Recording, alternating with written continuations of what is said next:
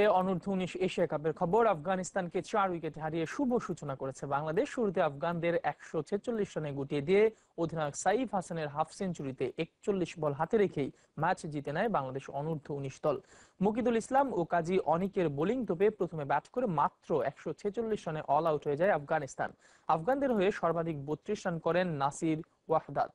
আর যুবা টাইগারদের হয়ে কাজী অনেক 4টি ও 3টি উইকেট নিয়েছেন মুকিদুল ইসলাম। জবাবে 6 উইকেট হারালেও ওপেনার সাইফ হাসানের 67 রানের দারুণ এক ইনিংসে 41 বল আগে জয় নিশ্চিত করে তরুণ টাইগাররা।